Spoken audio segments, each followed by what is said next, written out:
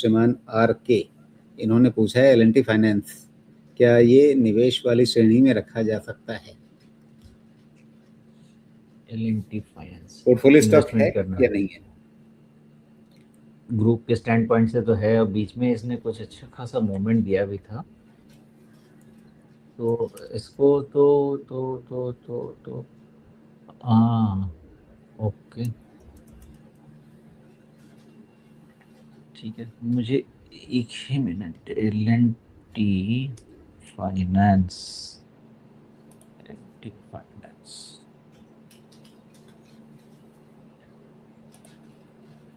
मुझे थोड़ा सा ऐसा लग रहा है कि इसमें चाल कुछ ज्यादा हो गई है। पर्सनली मैं चाहूंगा कि जितना closer to 2 price to book रहे उतना मेरा कंफर्ट रहेगा। अभी है कितना, अभी है जी 2.4, कहाँ गया 2.4, 2.4, तो ये 15% तो आराम से महंगा है। और अगर मैं 1.8 की तरफ ले जाऊं तो फिर 0.6 डिवाइडेड बाई 2.4, तो ये 15 से 25% ज़्यादा खींच गया है, ऐसा मुझे लगता है। तो 15 से 25% खींच गया, तो इसको कैसे पढ़ा जाए?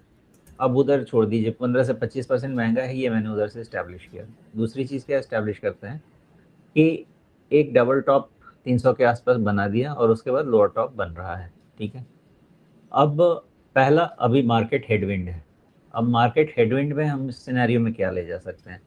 मार्केट हेडविंड के सिनेरियो में हम ऐसा ले सकते हैं कि निफ्टी भी ऑलमोस्ट गैप फिल कर चुका है, तो हमको एनालिसिस में वो भी एक पैरामीटर लेना पड़ेगा, और वो पैरामीटर लिया तो एक आपका डिमांड पॉइंट अराउंड 260 तो बनता है।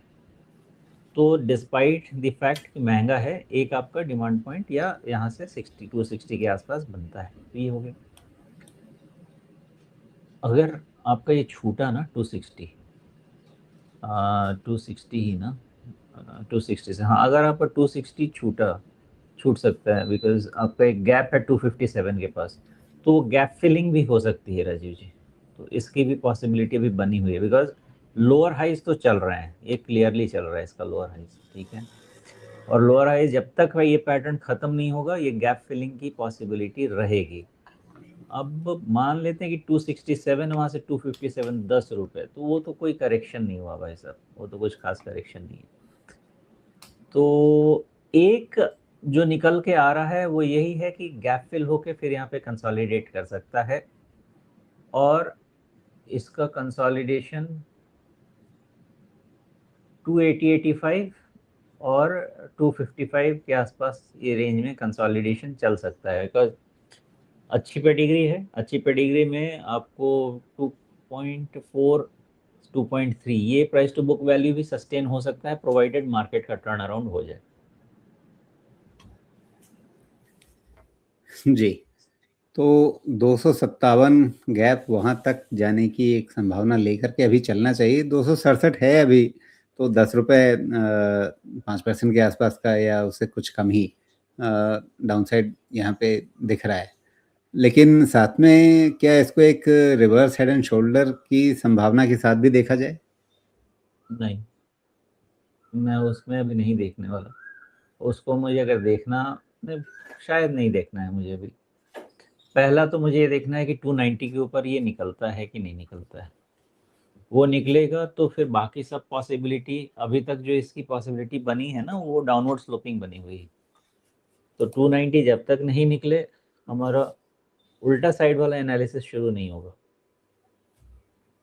ओके, तो अगर 290 पार हो तभी जाकर के आप इस ट्रेंड लाइन पे या इसको नेकलाइन देखने के या हेड एंड शोल्डर समझने के बारे में सोचें, उससे पहले नहीं। 290 पार होना इसका सबसे ज़रूरी है, और अभी 257 तक जाने की गुंजाइश लेकर के भी चला जा सकता है। लेकिन मूल प्रश्न तो ये है ना कि हाँ, इन्वेस्टमेंट ग्रेड है या नहीं है।